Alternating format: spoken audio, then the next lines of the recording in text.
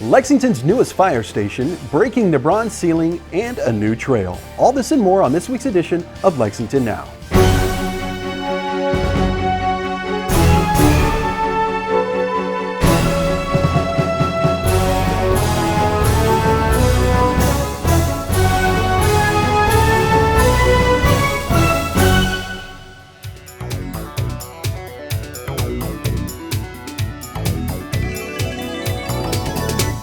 I'm Neil Noah, and this is an all-new edition of Lexington Now for the week of August 26, 2019.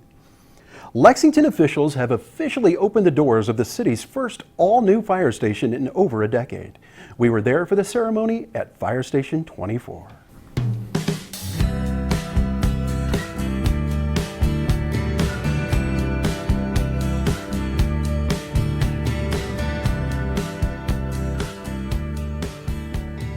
Morning. I want to welcome everyone to this wonderful occasion. It is a great day for public safety in Lexington, and we are so glad that our VFW members are here today to raise the flag over this fire station. Today, we're officially opening the first additional fire station built in Lexington since 2006. Fire Station number 24. This new firehouse improves fire safety in this growing part of our community. Improving public safety is our number one most important responsibility that we have as a city. Our firefighters need the best tools available to do their jobs, and in this case, this includes a new fire station. It is surrounded by these new neighborhoods that are driving the need for increased fire protection in this part of town, and it's so good to see so many neighbors here. There's an organization called the Insurance Services Organization. It measures the effectiveness of fire protection services in cities nationwide. Because of the dedication of our firefighters and because of the support of our community, our fire department has one of the highest rankings in the country. Today, we are making an investment both in the safety of the neighborhoods that surround this new station and in the future.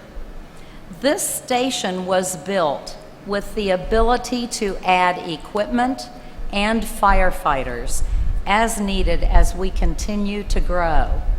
It's a great day for the Lexington Fire Department, and it's a great day for our city. After years of planning and construction, it's a privilege to be standing in such a beautiful new facility. So many people in this room have been instrumental in helping us to get here. This station represents growth. This site was chosen to support the residential growth in the northwest area of Lexington to include Masterson Station, UK Research Park, and the interstate. Our authorized strength was increased from 562 to 597 to meet the needs of our growing city. And the way in which the station was built embraces the progressive mindset of the fire service as it relates to firefighter safety. While the function of this station represents progress and growth, the architectural design focuses on maintaining a traditional firehouse look that blends in with the neighborhood. This station is the first two-story firehouse built since Station 1 was built in 1929, and it was designed to accommodate a tighter site area. This station consists of more than 15,000 square feet, and it covers a response district of 24 square miles, which is kind of ironic since it's Station 24, yes. It is the home of Engine 24 and Tanker 1, and their presence here ultimately means that we are able to provide a faster and therefore better service to the 452 businesses and nearly 9,000 residents in this part of our city. Tanker 1 is a new truck that serves the entire city. It holds 3,000 gallons of water, and it's the first of its kind to join our fire department fleet. It's a valuable water supply asset that allows us to transport water to more rural areas of our county that lack sufficient hydrant coverage. Its presence fills the gap that we have had on our department for many years, and it enhances the service we provide. Thanks to the work of many, the new fire station will make this area safer and a better place to call home. I hope those working at 24 are ready for some visitors, because you can see them here already this morning. They're going to be flooding your gates. And I'll be here over here pretty soon with my 2 boys, and hopefully going to get a ride on one of these engines, right? Lastly, I want to thank all of the first responders, the firefighters, the police officers that are here today and who couldn't make it, for all that you do to make us, Lexington, a safer community. I'll leave my remarks pretty short today, so thank you all again for being here, and let's cut the ribbon here pretty soon, right? 3, 2, 1.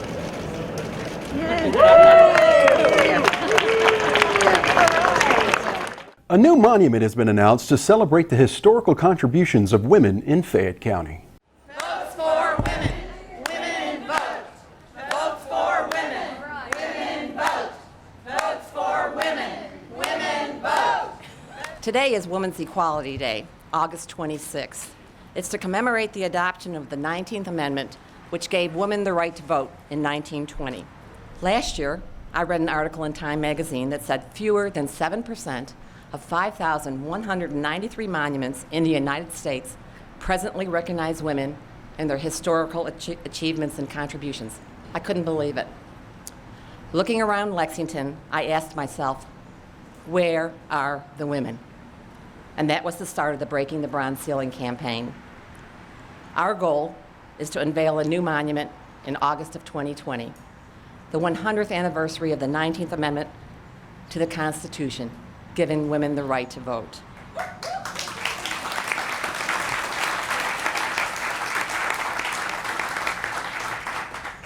It's the right time to do the right thing. Our mission is simple: honor the past, inform the present, and inspire future generations to send the message to young boys and girls that 51% of the population has had a hand in shaping history.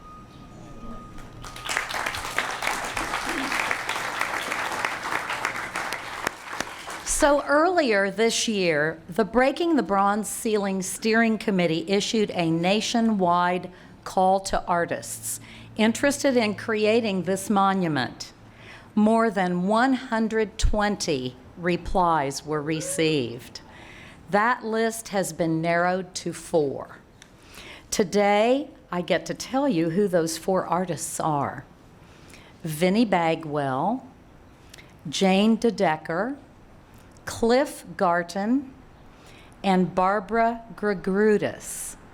Next month, we'll get to see their preliminary models and make our choice. The Breaking the Bronze Ceiling Monument will shine a light on the inspiring contributions of remarkable women from all classes and backgrounds and all walks of life through our city's 240-plus year history. And I can't wait to see what these artists come up with. When the Financial Center was built in 1987 and opened, it immediately became an identifying symbol of our downtown and a landmark. And what better place to put the landmark Breaking the Bronze Ceiling Monument than at the foot of a prominent building? Today I'm announcing that the web companies are making the site at the Financial Center available for this important monument.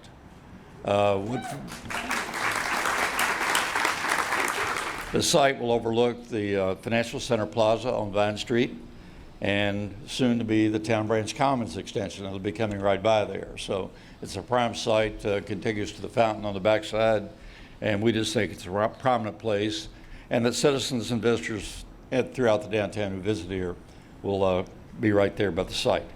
I've always believed that we must have women involved in all levels of business and government, because women think of things men don't, just as men think of things women don't, and we can make a great team. But whether we've worked our way up or we've marched our way up, there's no doubt that women have made progress. We found a way into political offices, into boardrooms, and all professions. I want to congratulate Mayor Gordon, Judge Goodwine, and the council members, Mazzetti and Paloman. And I was going to say that this statue, this monument, dedicated to the accomplishments and the service of women, is overdue.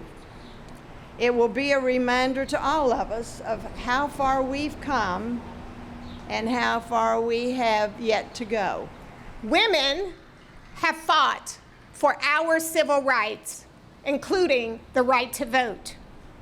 But make no mistake, that fight did not end in 1920 with the 19th Amendment. Rather, it continued for the next 44 years. And the Federal Civil Rights Act of 1964 ensured that all women 21 years of age or older, regardless of race, enjoyed the right to vote. Women have worked hard to have that opportunity to lead. Looking throughout this crowd today, I am proud to be here among such an incredible group of accomplished women who are dedicated leaders in our community. We know the power that we can harness working together for the greater good. It is exciting that this group is working together so that we will soon be able to see strong women commemorated here in Lexington with the unveiling of this monument. 1, 2, 3.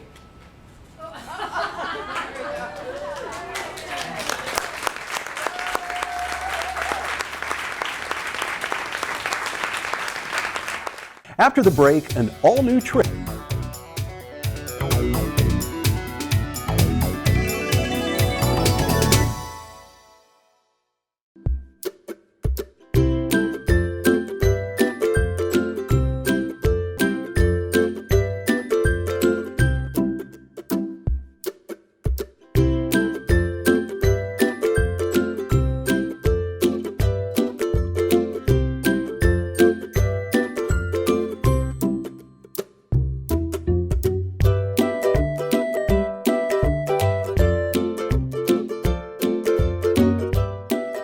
Geocaching is an outdoor activity. It seems simple. You use GPS coordinates to find boxes hidden in secret places around the world, but it may take some puzzle solving to get there. Think of it as an adventure in which you have the task of going out and exploring the world to find hidden treasure. Live Green Lexington has hidden 12 geocaches around the city. Each cache represents a theme about water quality. You will have the chance to learn more about stormwater, pollinator gardens, Reforest the Bluegrass, and the Citizens Environmental Academy. Each hidden cache contains a unique token that you can take and keep. Collect all 12 and you can win a prize. Ready to learn more about the ways we keep our water clean and healthy? Visit lexingtonky.gov/geocaching and start your journey.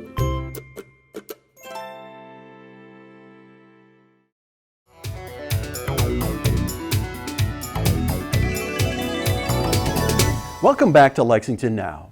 The Meadowthorpe neighborhood has received Lexington's newest addition to our world-class trail system. Here's more. There is an amazing crowd this morning out at Meadowthorpe Trail ribbon cutting. I can't speak on behalf of the neighborhood enough to say how excited we are for this trail. So what I've learned from neighbors is they've been working on this for more than 7 years. They've been working with different council members, they've been working with different neighbors, they've been working with neighbors who have really dedicated a lot of time to the neighborhood and have since passed on. And so I really want to thank all of them. So I know it may seem small, it's a small park, it's a small trail, but I wake up at 6 in the morning and go walking and you see people out on this trail. You see people with their bikes or their dogs, and you come in the afternoon and you see people with their roller skates and you see people with their hula hoops. So it's a small, mighty trail, but it is going to be very, very well used. And I speak on behalf of the neighborhood that we are so thankful for this trail. Meadowthorpe is one of the best neighborhoods that we have in Lexington, and this trail has managed to make it even better. The Neighborhood Watch Committee has already scheduled an event in October, which will not only celebrate this trail, but will also celebrate our first responders that we have. And see, that's another reason that they're one of the best neighborhoods. I look forward to being out here and walking on this trail, not just with my dogs, but with my kids and my family as well. I look forward to attending that event in October. The park is named for the late Louis Mack, one of those neighborhood leaders I was talking about. He was a terrific person and a terrific leader. He was also a state legislator. Many citizens have very fond memories of this park and the good times they've enjoyed here. And so we hope that with this trail, we're creating a way to have new memories, offering a new way to enjoy the park. Jamie mentioned hula hoops. There you go. And to help our citizens get healthy exercise. Lexington has over 50 trails designed for running, walking, cycling, or skating. And many of our trails are in our parks. So with that, as they often say in Parks and Rec, get out and play. It took 4 council members, 5 M&A presidents, and a lot of groveling, but we've got our trail, and today we have a new dimension here in our park. And thanks to everyone who helped, contributed, and thank you so much to the Parks Department. So with that, we are going to do the ribbon cutting. We have tons of scissors, so I do invite all of my neighbors to join me here behind the ribbon. So if we want to get the ribbon set up, we will join them behind the ribbon. And so please join me for the official cutting. 3, 2, 1, go! 1, 2, 3, 2, 1, yay! Speeding is a top cause of traffic accidents, but it's a very avoidable one, as we find out in this episode of Rules of the Road. Hello, I'm Police Sergeant Randall Combs, and welcome to Rules of the Road. We're going to discuss some very important topics that we hope will make you a better and more aware driver. We hope that you find the topics that we discuss to be both educational and informative.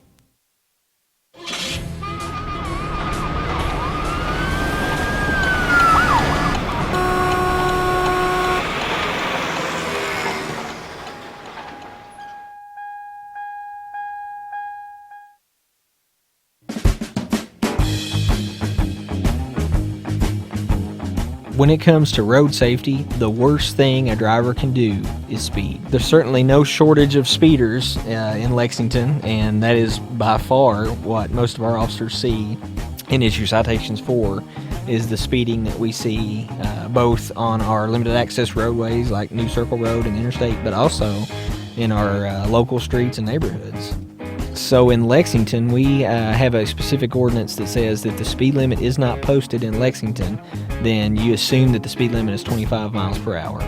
And you'll see that most often, obviously, in your neighborhood, side streets and whatnot. If you don't see a speed limit sign posted, then default to 25 miles per hour. We see that often where people are on New Circle, they're on maybe the interstate, it's late at night, not a lot of traffic. You're trying to get to your destination, and you feel like you've got the whole road to yourself, and typically you tend to press down on the accelerator a little harder than normal, and before you know it, you find yourself going 15, 20 miles per hour with the speed limit. So we would obviously caution people that, though it may seem safer because there's just not so much traffic on the road, you just never know what's in front of you. You never know what another driver may do, and you never know really, when you may have to react suddenly to something. And if you're speeding, the chances of you reacting to a hazard in front of you and being able to maintain your vehicle are significantly decreased. It is very dangerous. So yeah, basically the guy that's switching from right lane to left lane, passing, tailgating, that kind of thing, that's aggressive driving. Certainly, we have officers that see people like that, and they're stopped and often issued citations for speeding and reckless driving and a litany of things because they're violating several laws, not just speeding. But those people that drive like that are a danger not only to themselves but to everybody else on the road. Because typically when you have collisions involving people like that, they don't just collide with a fixed object or another vehicle, but they cause collisions that involve several vehicles, and we take that very seriously. So we always tell people to, if you're going to pass, make sure you're signaling when you pass, make sure you're giving enough room. Don't just cut back over in front of the car. I think the rule of thumb is that if you are passing somebody, to make sure you can see them in your rearview mirror, see the front of that vehicle in the rearview mirror before you cut back over, and all those things are important to remember as you are trying to pass. But again, keep in mind, you should not be driving in that manner ever, much less driving in that manner going 15 or 20 miles per hour with speed limit. Speeding certainly is a problem. The average citizen may not be aware of it, but if you do a little research and you see the effects and some of the collisions that happen from high-speed crashes, it would certainly open their eyes to the dangers of it. It doesn't take a high-speed collision to cause near-fatal or fatal injuries. But certainly, if you are driving at high speeds and you're involved in a collision, your chances of being seriously injured or killed are greatly increased.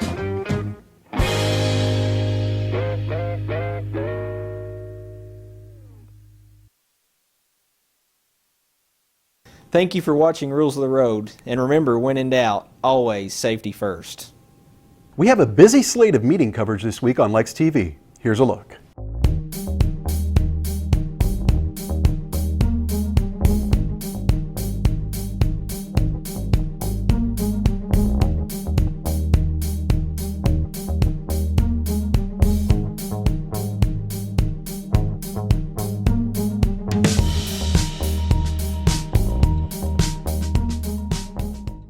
That'll do it for this week, and as always, you can keep up with us on social media and check out the latest traffic updates on Twitter @LexRex, or catch our live traffic cams on lexingtonky.gov. For the staff and producers at Lex TV, I'm Neil Noah, and that's it for now.